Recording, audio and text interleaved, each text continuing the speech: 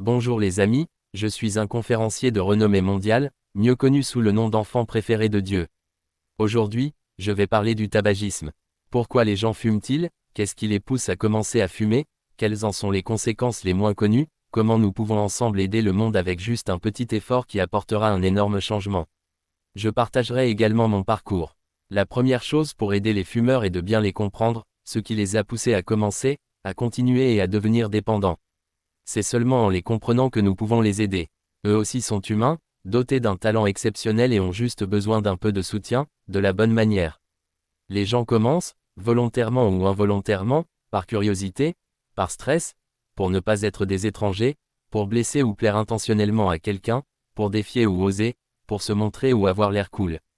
Une fois qu'ils commencent, ils se sentent défoncés et aiment le faire car la nicotine libère de la dopamine qui atteint le cerveau et vous rend heureux, vous aide à vous concentrer et vous donne plus d'énergie.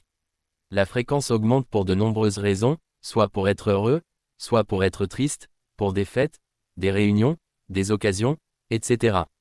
Petit à petit, ils commencent à devenir dépendants. Il y a une envie qui se développe, des humeurs extrêmes, de fumer après chaque repas, une fois par heure, 2 fois par jour, etc. Chaque fumeur sait de l'intérieur que cela sera nocif, qu'il s'agisse d'une seule bouffée ou de paquets par jour, mais il ne peut pas arrêter ou ne veut tout simplement pas arrêter. Quelques faits rapides, sur chaque paquet imprimé fumez-tu, nous savons que cela nuit aux poumons, provoque le cancer, mais l'attitude générale est la suivante, je ne serai pas celui qui mourra, car tous les fumeurs n'ont pas le cancer, une crise cardiaque, un accident vasculaire cérébral, des problèmes respiratoires, le diabète, les problèmes dentaires, la perte de vision, les problèmes de fertilité, la ménopause précoce ou une maladie grave. Ils pensent que j'aurai de la chance, mais ils ont tort. Il est temps de réaliser que chaque fois que nous fumons, des produits chimiques nocifs pénètrent dans nos poumons et se propagent dans notre corps. Ils peuvent atteindre notre cerveau, nos poumons et d'autres organes du corps dans les 10 secondes suivant la première bouffée. Ils peuvent aller partout où notre sang circule, endommageant chaque partie de notre corps. Qu'est-ce que les fumeurs dépendants ressentent lorsqu'ils fument? Pour moi ce n'était rien, pas la même sensation que la première fois, mais l'envie était là. En fait, c'est devenu juste une autre façon de tuer le temps, on fume, on a de bonnes idées mais on ne peut pas les concrétiser car le cerveau est déjà trop endommagé. Maintenant, je vais partager rapidement mon histoire. Né dans une famille décente de la classe moyenne, il a étudié dans l'une des meilleures écoles d'Inde. J'avais l'habitude de rester à l'écart des fumeurs pendant mes études. Un jour, quand j'avais 19 ans, lors d'une soirée chez un ami, nous étions 5 ou 6 amis et nous avons juste essayé de fumer pour la toute première fois. Cela donnait une sensation différente d'être défoncé et petit à petit, j'ai commencé à le faire souvent. Petit à petit, c'est devenu une habitude. J'ai commencé à fumer toutes les heures ou deux pendant mon bureau en prenant de courtes pauses.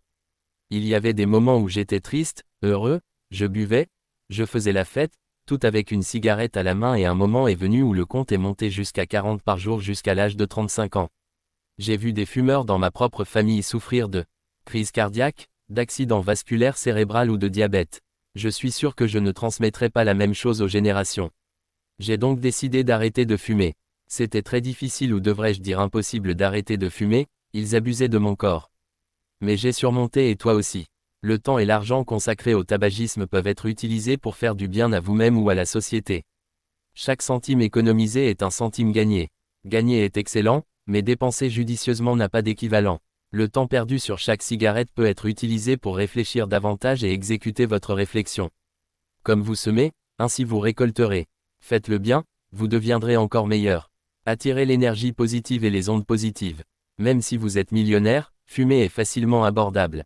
Mais vous réduisez le plus grand cadeau de Dieu, votre vie, même si vous tout, essayez de vivre ces quelques minutes, quelques heures, quelques jours ou années supplémentaires en disant non au tabac. Tout d'abord, comment arrêter de fumer?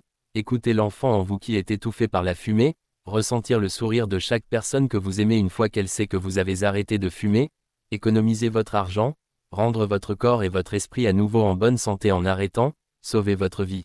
Soyez désolé de déranger les non-fumeurs en leur faisant inhaler votre fumée, sauvez-vous, sauvez les autres, construisez une vie meilleure pour vos proches. Le tabagisme peut être remplacé par des chewing-gums, du thé, café, des chocolats, des jus de citron et de fruits, des fruits crus ou tout simplement tout ce que vous savez qui est sain et ne nuira pas. Après avoir arrêté, j'ai réalisé qu'au fil des années, avec l'argent que j'avais dépensé, J'aurais pu acheter une Rolls-Royce Phantom. Tout le monde y va un jour, mais ce qu'ils ont fait pour le bien des gens reste pour toujours. Travaillez pour cette cause, dites non au tabagisme et aidez les gens à s'en sortir. Bon